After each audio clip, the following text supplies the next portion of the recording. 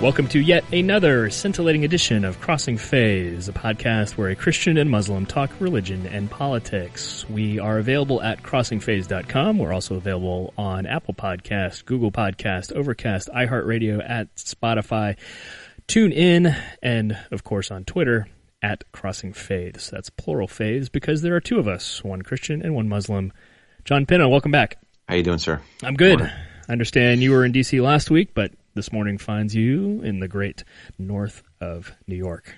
Yeah, I'm in Poughkeepsie. Poughkeepsie. You know, hashtag Hudson Valley, hashtag seed of American Revolution, Dutch history, all that good stuff. And then, but I was in New York last week. I was at UNGA, you were in New York. General Assembly, and I was very fortunate to have the presidential invite to his announcement when it comes to protection of religious sites and artifacts, which, you know, we are passionate. If you've heard our previous episodes, we're very passionate about relics. We just had the conversation about the cloak, the magic cloak. Right. Yeah, John's passionate about it. I'm minorly indifferent.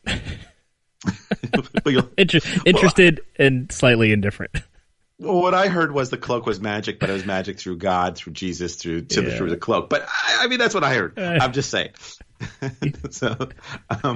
John's interested in relics, especially if there's any possibility that they provide magical powers. Well, you know, I used to play D&D. Okay, so that's there you go. Well, that explains a lot.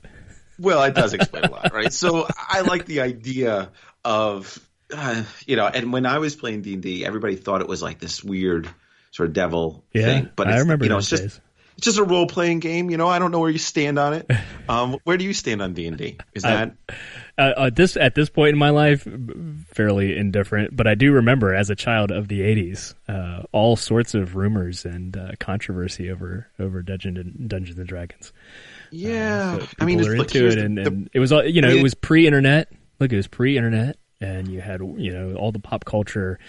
Or the conspiracy theory stuff, instead of circulating via social media or email, was all word of mouth, right?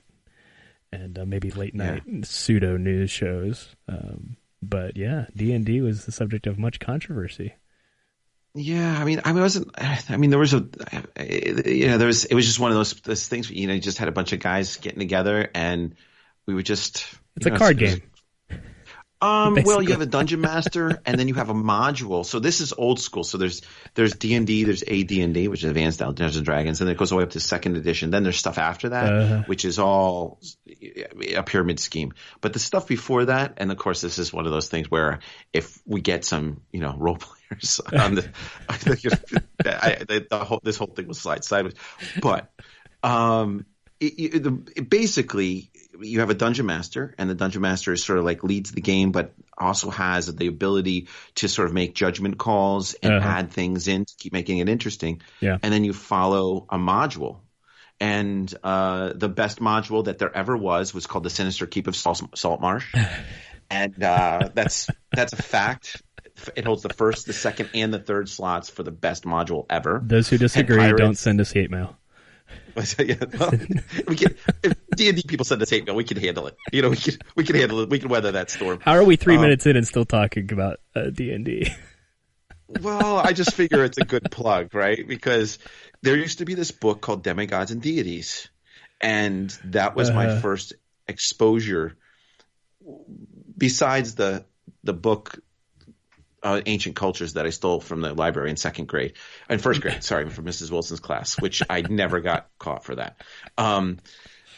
That went into all the different gods and the different what is it called? The different sort of mythology of the different cultures. So you know, you would have the Norse gods and this one and that. I was really into it even back then. They go into the Egyptian gods and I still have, you know, like, I don't want to say, you know, a substantial part of my knowledge because I majored in religion, but walking into college, a good part of my knowledge was from you already had you already had a high interest in the broad comparative religion Well, I think high interest but low competency. Let's just make sure that like I'm not advocating that you get into D&D to learn about religion. That's not what I'm advocating. But that's what happened to me. That's what set me on my course. And I was just fascinated, with the Egyptian gods and all these different, cultures and religions that. And somehow we're here now. Whatever happened to Osiris? What's he up to these days? What's the story there? And is there an Osiris cult floating around? I don't know, but it was kind of neat. They used to have this in the book, some hieroglyphics, and so you're playing the game and you start learning some of this stuff and. I was heavily socialized because my father was an American history guy and all this other stuff. And we played D&D with all these myths and really kind of cool stuff. But my disclaimer is I always was a mage. I always was actually a cleric, a religious monk when I played. Fascinating. Who got his power? We're learning so much about John Pinna's backstory here. Right? Yeah, that's awesome. Really bad. It's just terrible. Like you're like, well, okay, now let's just cut them off. But there's another sponsor for the podcast. Is the Dungeons and Dragons group? I don't know if they're around. It used to be Gary Gyjax. Used to write. I'm not sure which would enrage some Americans more: the fact that you're a Muslim or the fact that you played D&D when you were younger. Everybody's just going to turn around and be like, I get it now. I get it.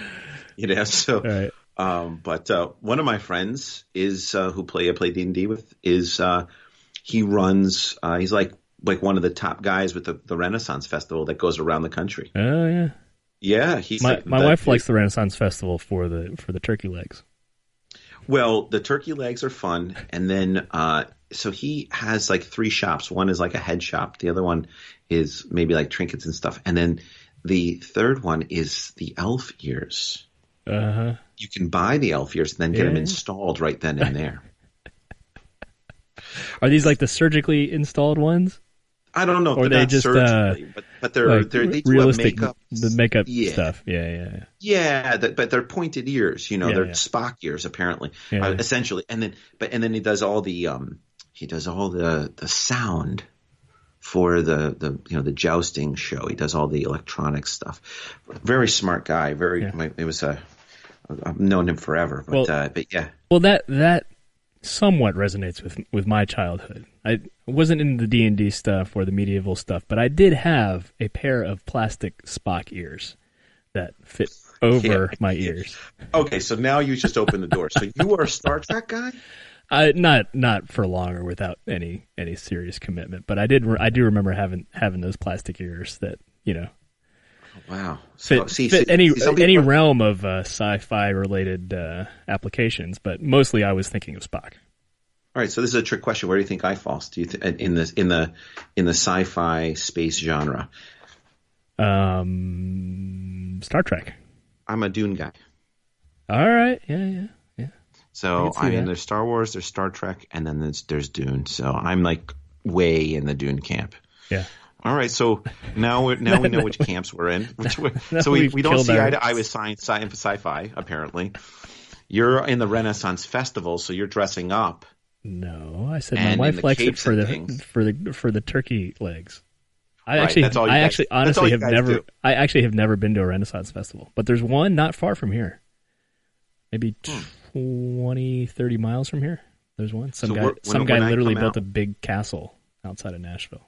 Okay, well, so when I come out, we'll have to. It's in May. You got to come in May. We'll have to tear it up and just rock in there and see what's going on. So, here's the big story. Here's the big scoop. The big scoop is over the weekend. I did this a week ago, and you did it, or you did it some time ago. So the political compass, right? Yeah, the political compass. So that's the big scoop. At least between the two of us, not for anybody else. But this is the big scoop. I'm not sure it's the big. I'm not sure the date of recording this. I'm not sure it's the big scoop. No, the big scoop is the impeachment and how the evangelicals want to start a civil war. Exactly, which we'll get to. Which we'll get to. How about that? We'll wade into that one. But so when I teach a class at the college level, or I always have my staff and we do things, I always have them do the political compass as a way for them to sort of find out a little bit more about themselves and how are they, who they are. Do they perceive the way they perceive themselves and the way they are? Does it jive? Yeah. And there's this site, right? It's called the politicalcompass.org. Yep. And I don't know how accurate it is. But it turns out that I'm like a fascist, and you're like a libertarian, apparently. Yeah, I'm squarely, for the record, in the libertarian quadrant. Like but I actually loosened up quite a bit. I took it years ago, and I was right between Thatcher and like Trump, where Trump is, right between now I'm like right below Trump somewhere. Like I dropped a couple. We can post them on our website. Yeah, we'll post them. We'll post them. We'll post John's and Matt's. Oh my God, it's terrible. So. No, I'm really close to the line. I'm really close to the quadrant of.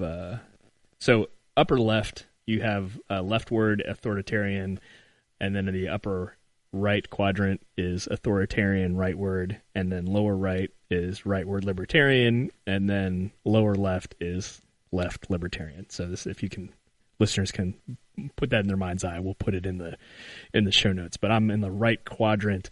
But I'm pretty close to center and basically just a notch away from the upper right quadrant of the authoritarian. So we'll start a Twitter sort of craze this week on this after the impeachment nonsense. But what we'll do is, I think we should sort of egg anybody who's listening to take the test, and then they don't have to post it, but then they can get involved. But I always thought this was kind of a good deal. I don't know if it's how true it is, but yeah. Well, it's one of the more quality ones I've seen. I mean, I think some of the questions are leaning, but I understand in a survey like this, they're trying to get you to commit. Yeah, commit's a good word. So so I understand this thing. So it was more.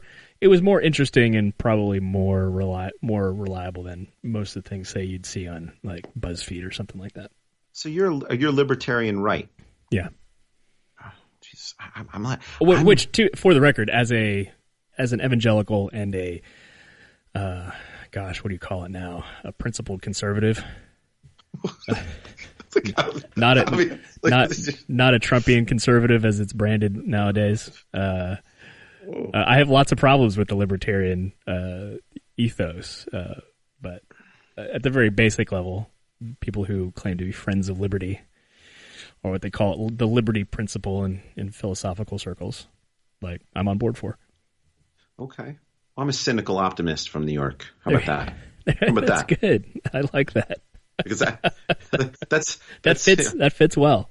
It does, doesn't it? Like I'm not really negative, but I have a problem with a lot of things, and I take broad social trends personally, so.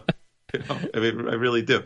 So, all right. So we were on the Civil War side. Yeah. So we're scrolling through headlines. We're scrolling through headlines. Well, no. Well, let's. I mean, I think the caveat or the disclaimer is the impeachment's going on. I'm sitting here going, there's no religious element to it. Right. So I'm like, I want to do an impeachment thing, but we can't. There's no religious element to it. And sure enough, on a silver platter, the evangelicals. One evangelical. Well, a big one. The guy is part of the evangelical council to Trump, and it's on the Hill, like the Hill, which is the journal for the Capitol Hill. Yeah. And there's an article about Pastor Jeffries, who I've had a pleasure of meeting a couple of times. It says this comment about that civil war is going to break out. So. Warring evangelicals, because you guys are known for your peaceful, and really sound peaceful rhetoric. So I would like to know, where this sits with you. So, Pastor Jeffries, that's the lead into you to get into the comment and everything else. Okay, all right. So Trump tweeted an extended quote from Pastor Robert Jeffress, who was on Fox News, and the key part of the quoess it's a multi-tweet. It was like a thread. Is it Jeffress? Is that how you say his name? Because I've been calling him Jeffries. No, it's Jeffress. Jeffress. So that's a hard apology to Pastor for mispronouncing his name when I see him, because I've seen him maybe three times, and I shared it dinner. I'm sure at the personal level he's very gracious, but he is unbelievably gracious and unbelievably nice. He's overly nice. One of the, and I'm just going to, this is one of the best people to interact with one-on-one, face-to-face.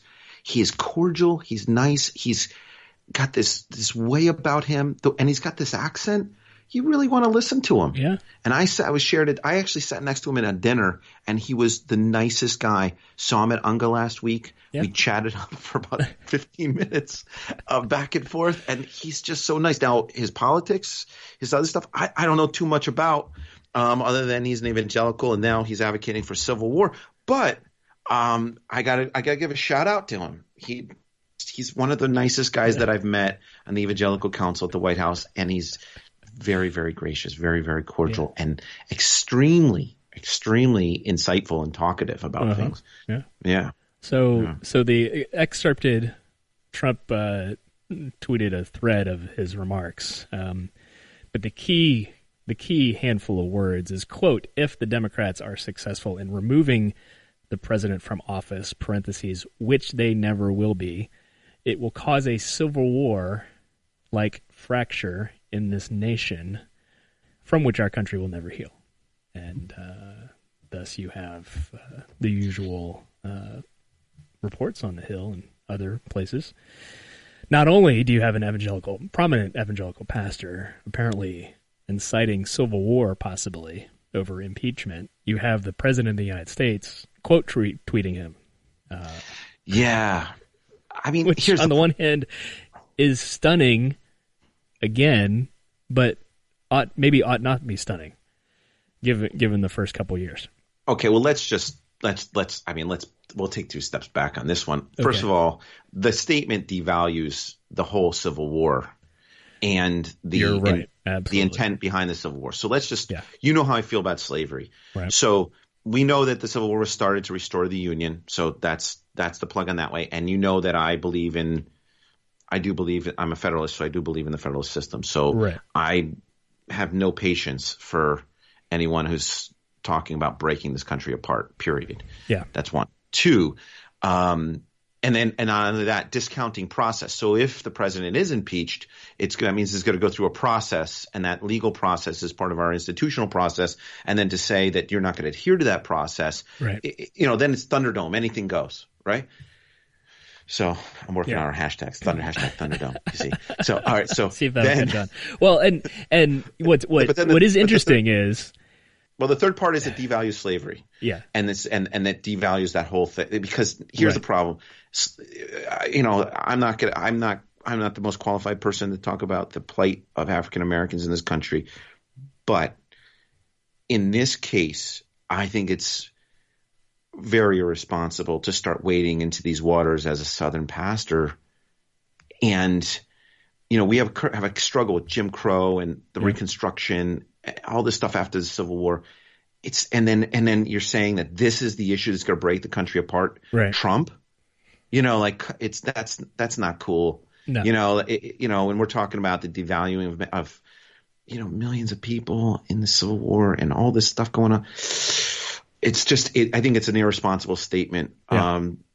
I don't know if you agree, but I agree. It's hyperbolic. And it's absurd on its face, and I agree. It devalues the conflict that we had in the Civil War. Now, you could parse his words and say he didn't say it would cause a civil war. He did say it would cause a civil war-like fracture.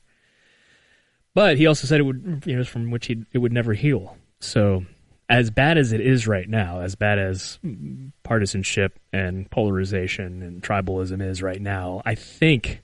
If we can, now I say if we can heal from something like the Civil War, I think we can get past Trump in the long arc of American history. At the same time, I do recognize that history is often connected to forces behind us or the present is often connected to historical forces that are behind us, and we don't really often have a full appreciation of that. So there are still ripple effects from the Civil War that obviously played into the 20th century and are still playing through racial tensions now. So, but I still don't think Trump, even if he is impeached, and even if on the slim likelihood he would actually be removed from office, which I don't think is going to happen.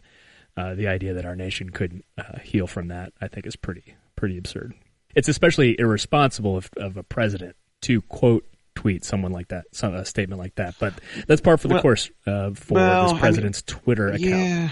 Well, I do think, I mean, it's funny because the stuff that I have with the president, and I work very close with the administration, is like, the 2024 campaign to go past the term limits. I have a problem with that.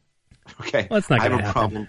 Well, I know, but I have a problem with that. I have a problem inciting civil war because then that's an attack on the not only the foundation but the entire bulwark that is our institutions, is saying let's get into civil war because I'm being judged in this manner on actions that was initiated by the president.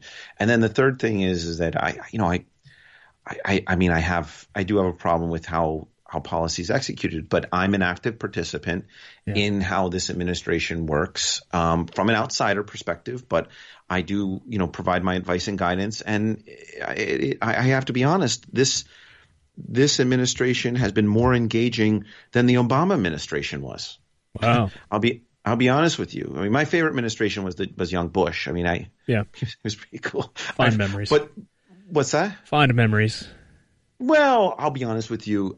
He was a good guy. His wife was heavily involved and Laura Bush was heavily involved in the administration of the presidency, as was Cheney.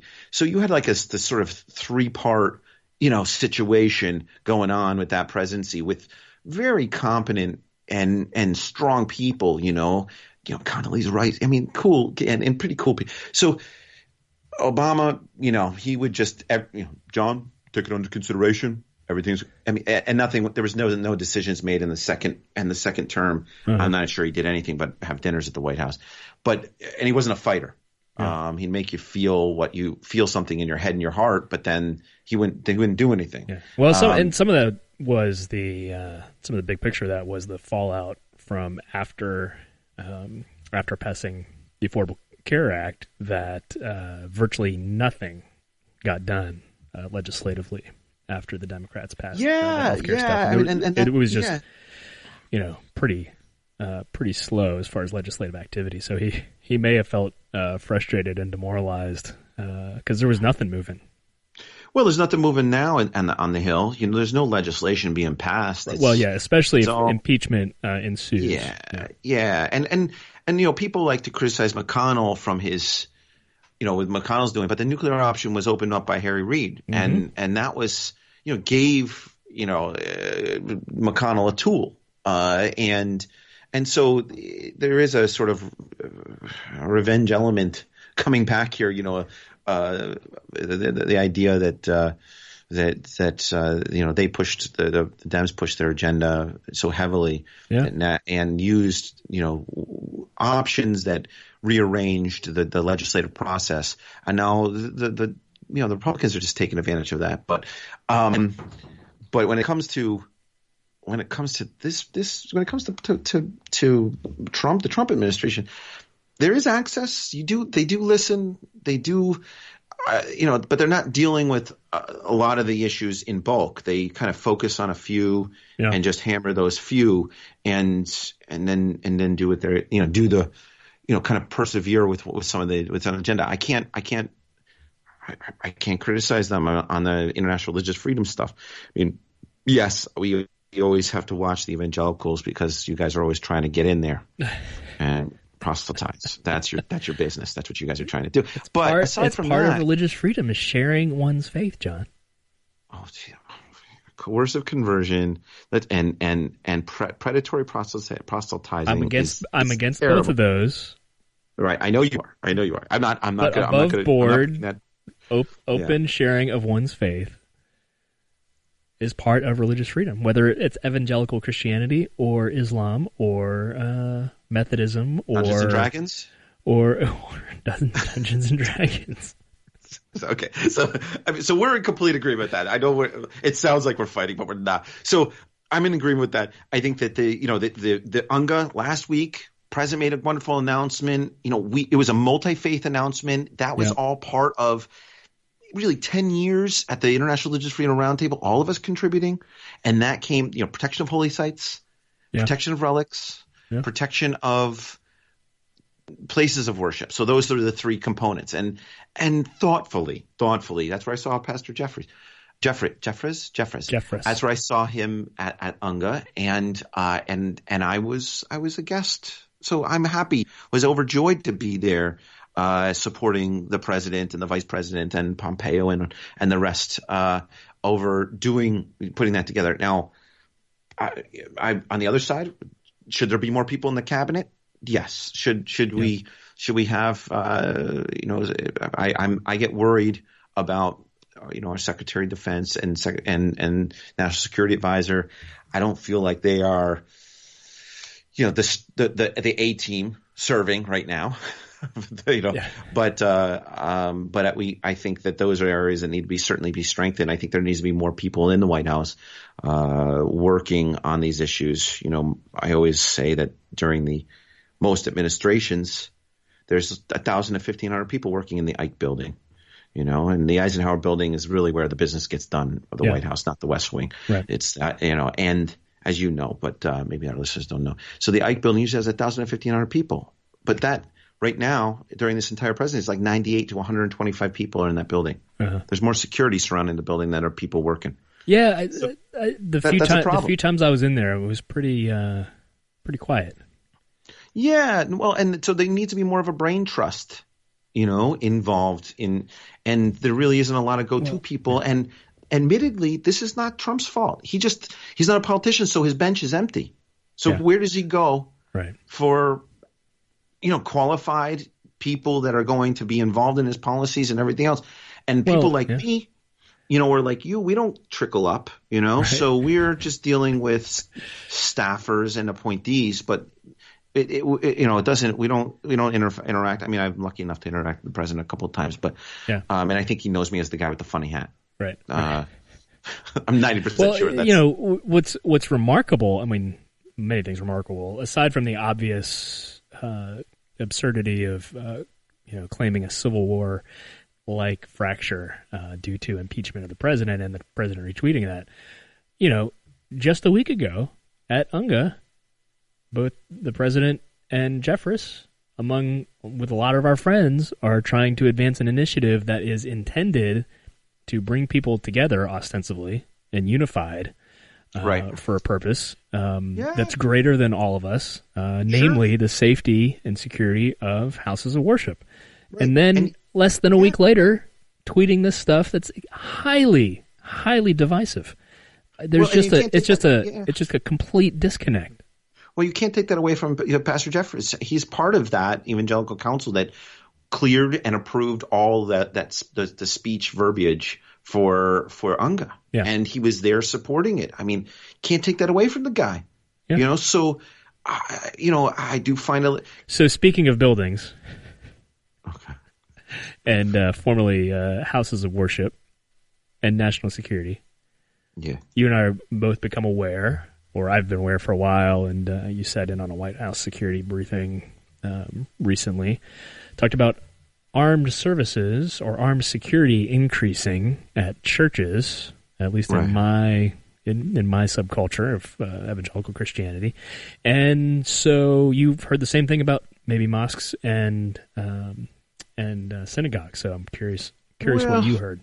Yeah, it's no secret. Houses of worship are under siege. Yeah, sites, and I think religious sites have been under siege ever since anybody's ever wanted to loot anything, right? Yeah. So more often abroad than in the U.S. Apart from grave digging. I was going to say apart from Jim Crow South, that where African American churches were frequently attacked. Yeah, no, absolutely. I mean, I think so. I think that there's, and of course, relics are being trafficked all over the place. Right. So the White House had this full day thing, and it was more of an operational type workshop, which means it's not really related to me. I stayed for the first part of it, and then Commerce called me to go take care of something, and I sat in a meeting with Commerce about the census, actually. The religion question on the census. Yeah. Which we'll talk about on another episode, I imagine. I have meetings this week and next week on it, so I should have some interesting stuff to talk about. But the Community Relations Service with the Department of Justice, and there's a council at the White House that discusses security of religious places of worship, and there's grants to put up fences, pay for security guards, and do all this other stuff. Now, I go out to, I've gone out only a few times up to Adams Center, which is way out in Sterling, and it's so far away I don't really go out there. Sterling is not close. Sterling's like an hour away, man, from DC. I mean, DC they use like a different currency. It's just it's like you have to you gotta like get a visa to go that far out. So I go, but they're it's open. They have a wall around it, but I think that's just a faux wall, just because because it's the property. But you can drive in and out, and I think they have like one or two guards like walking around. But I don't, the problem is that places of worship are under attack. Yeah. And what the law enforcement guy said, this guy that was in charge he was giving the initial speech.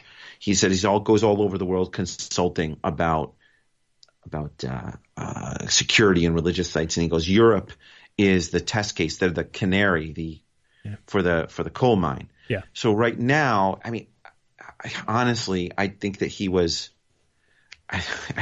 really exaggerating, because I travel to Europe all the time. Yeah. He's like, all the churches are covered in barbed wire. There's armed guards. What? There's this, there's that. And I go, I travel 40 weeks. First of all, I travel 40 weeks a year. I don't think that's the case. Yeah. I mean, I'll be honest with you. Maybe some high profile stuff.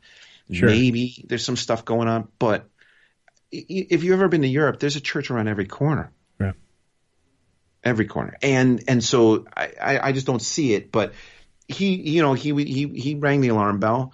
And then he said, well, this week alone, we cracked 12 cases that were going to, the churches, synagogues, and mosques were going to be attacked. And I was like, well, I didn't see anything in the news about cracking cases, so he was ringing the alarm bell. Yeah. And maybe it's all true, but there's grants available, and they're mobilizing, meaning the U.S. government is mobilizing the religious community to help protect places of worship. But now we have the other side of this, right? Yeah. So they're saying, register all your congregants. Isn't that what you guys say? Parishioners. Register all the people that attend. Is a word too. Yeah. Members. I don't know. I feel like I made up that word. So I have no idea what that means. It's a thing. So they say register all your number seven, register all your people that go to your place of worship with the local law enforcement. 2, let law enforcement investigate, map out, and train in your buildings. Wait, who's saying that? This is the same. This is in the same meeting. Yeah. The government saying this? The government is saying this. Train. Then have your people trained on how to last that 3 to 5 minutes before response time comes. Yeah. Which I get that one. Yeah, right. Yeah. I get that one. Then he goes, everybody needs to be registered. Then you need to have security measures, and you need to do this, and you need to do that. So so here's the deal. So the first thing is, register all your congregants and have them fingerprinted and have them this, that, whatever, go to law enforcement. And so there's a record. Law enforcement has a record. That's problematic. Well, so I'm saying all this stuff because I want you to kick back on this. 2 is have them train in your building, investigate your building, then have them monitor your building. Yeah. So what does that mean? Put camera up in the corner, put the this and the that, so that the police station, they're watching you. Yeah. And then, and we're not just talking about, give them a list of your congregants. They have to fingerprint. They got to do this. They got to do that. And, this one guy who was in charge of the synagogue that got attacked in Pennsylvania, Tree of Life, right? Uh-huh.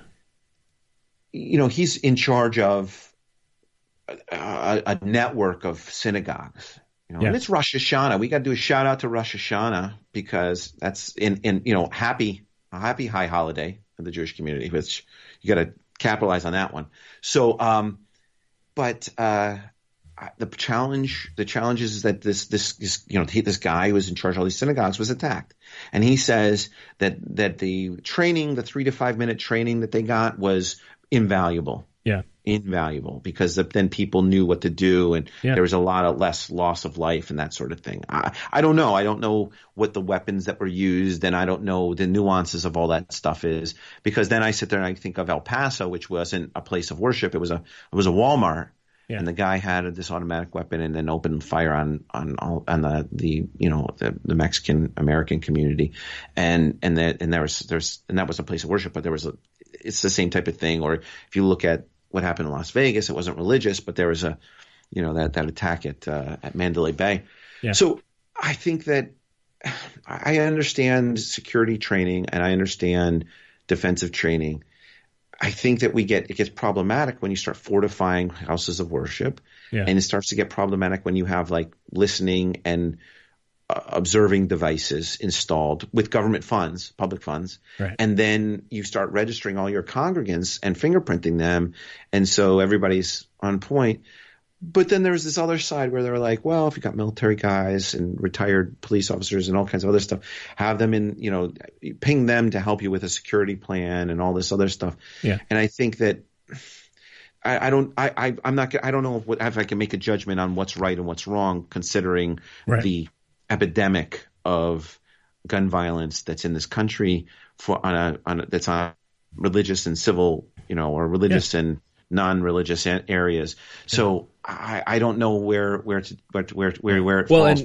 And like any other, like just like a concert or a shopping mall or anything else like that, a house of worship is vulnerable.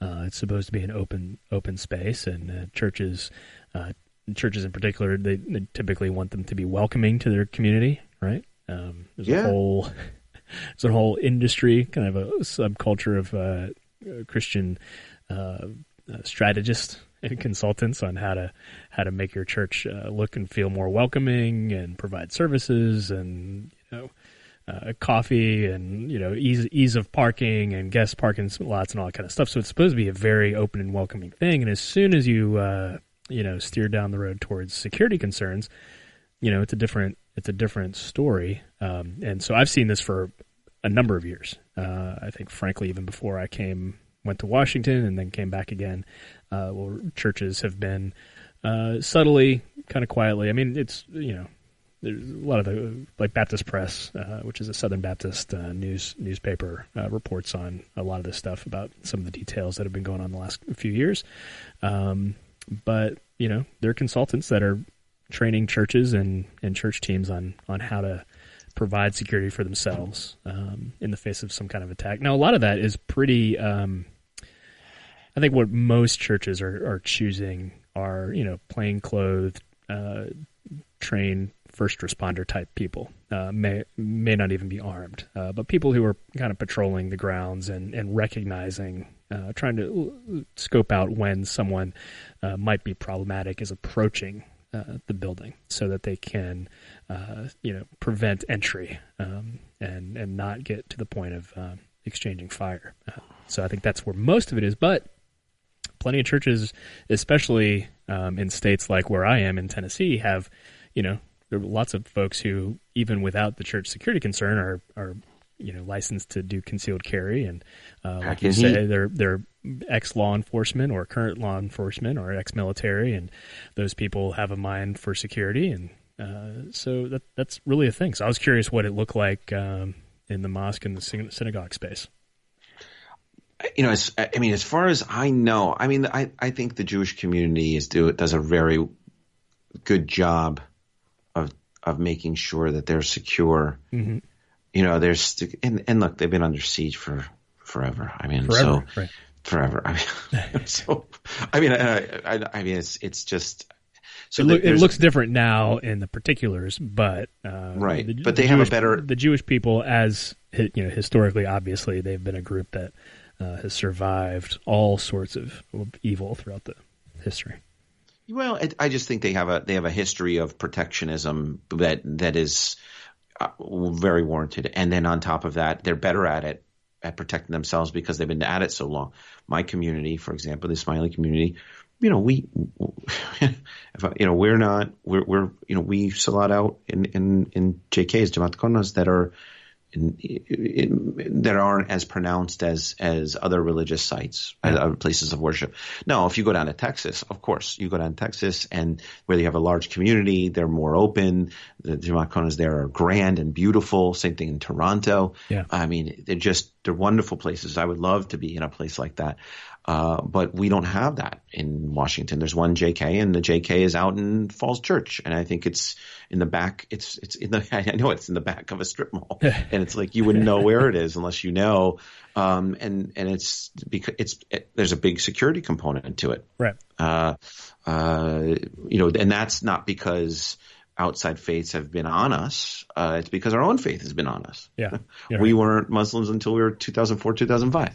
At least considered by the Ummah, the larger Sunni and Shia community, to be part of the Ummah until 2004, 2005. So I think there are security-minded sort of communities, and the Jewish community has a very robust. This gentleman who's speaking had this wonderful sort of robust program, and the community's involved and everything else. But the Jewish community is not only they tight, close knit.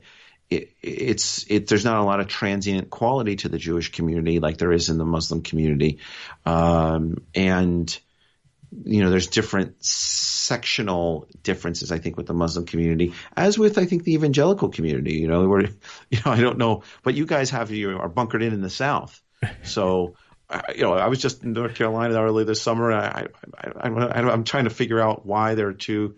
And then I'm like, there's two Baptist churches right next to each other. Right. How do you know which one to go to? And then, right. And then there was a one just you look corner. Online. Yeah, and I was like, I don't know.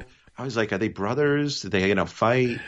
So I was like, they share a property line. Yeah. So there must be why, and it seems like to me like such a waste of resources to not have the same building or not do that. But sure. I'm sure there's obviously ideological differences or philosophical differences between the way in which they need to operate. Two different Baptist churches.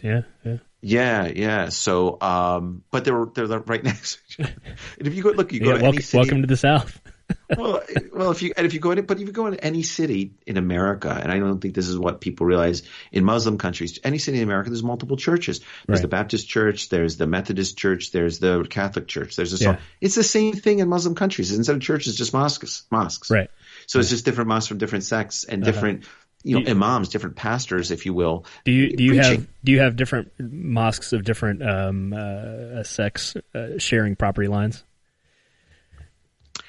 In Muslim countries? Or do they spread out a little more? If you go to Istanbul, the Blue Mosque and the Hagia Sophia are right there, right next to each other.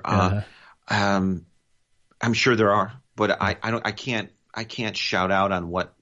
Do you ever have mosque splits like we do with Christian churches? Like Christian churches sometimes split over theological or application or worship styles or pastoral leadership. Yeah, two imams might take issue with each other and take a part of the, what do you guys call it, the flock with them, and go down the road and with his and play with his marbles. I mean, take his marbles and go or whatever. I'm sure. Yeah, that happens. I was in Kabul and there was a dispute. I'm not laughing. It's a curious thing. It's the same thing. The same thing happen in different. In different faiths. Yeah, I like I said, I'm trying to think of, and maybe we covered this last time. I don't know, but one of the most religiously tolerant places on the planet, in as far as Muslim countries, that I experienced was Afghanistan. Shia and Sunni, even though they have separate mosques, when we went out, I could salat out Shia style in a general mosque, and it's predominantly a Sunni country. Nobody bothered me. I was shocked, to be honest with you, when I first went to Afghanistan. No one cared. Just nobody cared. Now in the South, it's a little bit different. Yeah. But in Kabul? No way. When I was in Mazar, when I was in Herat, when I was in Kunduz, Jabad, Jalalabad, fine. Kandahar is a little dicey. I did get hit by a guy with a stick. But then I said, how do I know you're Muslim? And then he thoughtfully went in and prayed with me, slotted it out with me. Yeah. That was really, and he was Taliban. He was after he was assaulting you with a stick. Well, he said I didn't pray right, and I needed to go. I needed to go back in. Yeah. And he was hitting me, and I grabbed a stick, and it's a special name for a stick. I can't remember what it is in Dari. And then everybody's like, wait, they're like, John, this is a problem, right? Because it's Taliban. And I'll just be honest with you, I said, I don't know you're Muslim. I know what you're, and we went in together and we had a really thoughtful prayer time. And then on top of that, tea afterwards. And he was very philosophical. So I don't know. I was a little kind of taken aback by that whole experience. But then again, he wasn't persecuting me when I questioned him, like, what's your authority for being here? Yeah. And I don't know if you're Muslim or not either. So that leaves the two of us not knowing about each other. Yeah. So he was, all of a sudden his mindset changed, his face changed, everything changed. And he walked in with me. He was like holding my hand. Interesting. So I don't know. I kind of imagine Pastor Jeffrey, because Jeffrey's being like that, So, but I kind of, I think it's easy to be fiery in public, and genteel in private. Or, once you turn around, you like kind of in psychology, they call it like stepping down, when you got like anger or you're dealing with something crazy. Yeah. And then you step down, you take 3 steps back and say, wait a minute, what am I doing? Yeah. That was the experience that I had there. And I think that, I think when it comes to religious sites and protection of them, I think we do have an epidemic, but it's not just religious sites. I think that the focus is we have a gun problem, an assault problem, I don't know what you're going to call it, and it's happening in not just in religious spaces, but spaces all over the country, and we need to figure it out. Yeah, and we clearly have an intelligence problem, right? With these guys who clearly are throwing red flags all over the place. And my whole thing about law enforcement. Yeah, and complaints aren't being registered, they're not being checked out, and they're being, able to carry weapons and purchase. I've said it a couple times. El Paso guy was online, told them what they were going to do, gave the route online, had a manifesto, had all this stuff, and the law enforcement and they knew what was going on. They just let it happen. Yeah. And so it wasn't – the responders were great. I'm not going to say the responders were wonderful. But the investigators let it happen. And if that was a Muslim terrorist, that guy would have been shut down immediately and locked up. Yeah. And it never would have happened. So they look in different directions. Well, and we've got to have the security folks, local law enforcement and FBI sensitized and scoping out the white nationalist, white supremacist violence just like they scope out foreign terror violence, right? Hey, so before we go, U.S. impeachment, Trump. I think this is going to be a long, ongoing thing. So I have 2 questions for each of us. Our predictions. Number 1, at this point, will impeachment actually happen? And then 2, if impeachment happens, is he removed from office? I don't think the way our system works is the House has impeachment, and then the Senate has what's that? The conviction power to actually conviction power. So here's the deal. You're saying predictions. I don't know. I mean, I think that there is a pretty tight case of evidence. It was Swalwell, the Congressman Swalwell that from California said, as a prosecutor, when you have an event and then you have proof of the event and then you have an omission, an admission, a confession, you prosecute that as it is. You don't need witnesses. Yeah.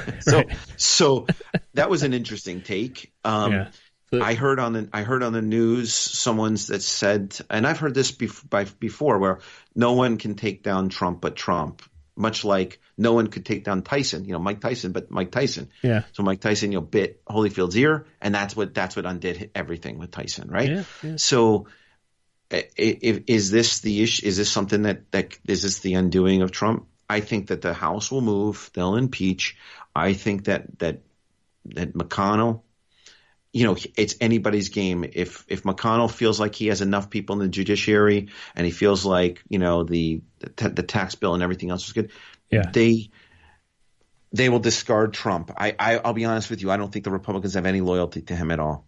Well, not behind closed doors, but publicly and electorally, I think they do still. Well, I just think they don't need it because they have Pence. So yeah. And they've been waiting for this, for something that's constitutional, that's black and white to destroy the president. And they have their guy. They have Pence sitting there with his own NSC, with his own staff, with his own stuff ready to rock. That is true. I think you're right. The Republican calculation in the Senate, because on the one hand, I'm extremely skeptical that you'd get, because even if the House does its thing, you still need 2/3 vote of the Senate to convict him and therefore remove him from office. And the likelihood of that happening, I think in the House, for the Democrats, it's a political calculation. In the Senate, for it to legally have some teeth and to actually remove him from office, the Senate's got to do 2/3, right? Right. That's a lot. But I think you're right. The most plausible, deal maker for Republicans, if that were to happen, would be because they like Pence, and that could be a game changer. I'm still skeptical on whether or not the House actually goes through with impeachment. I think the longer it draws on into, they don't have to. I just think politically speaking, whether or not it should be done or not, I think politically speaking, right now you're in a 2-week recess. You're coming back, you have a few weeks before Thanksgiving, and then you got the holidays, and you've got, the Dems had to do it, though. The Dems had to do it. They don't stand for anything. So they had to go for impeachment because they've been looking for it for so long. Yeah. They've been looking for it for since day one, and they've been ramped up. And the Ukraine phone call looks like a smoking gun of sorts. Right. And so they had to show that they stand for something. It leads into the 2020 election that shows that they stand for constitutional values, and it gives them an agenda item to really push down the road and show that they can take a stand and they can fight. Yeah. So that they had to do it. I think that's what's going to go. That's what's going to happen. I think that you differ from me, but I think that the Dems really have to move on this in short order, and they have to rock it if they're going to show that they stand for anything, and they're going to have to be very, very judicious on who they call, because can you imagine calling Rudy Giuliani? Right. Well, and I think for people of faith at this point in American history, we need to be really cautious about where how we talk about this stuff, and how we're watching, and be cautious to not let our faiths and our faith community be dragged into partisan politics any more than they already have. Well, so I don't know. We're already there. We're already there, I think, but I think some of the lessons is to try to pull back out of that. Well, let that be the last word. What do you think? Sounds good, my friend. We need to hold hands. Yeah, we've gone long, but we need to appeal to our faith leaders to be the cooler heads in this especially in this kind of environment. Well, the problem is where do you stand on Mueller? Now it's where do you stand on impeachment? Right. Yeah, it's very polarizing. Anyways, your last word. All right. Well, that's my last word. It's serious times, made even more serious for our nation in light of the impeachment, and we need to be cautious about how we talk to each other about these things.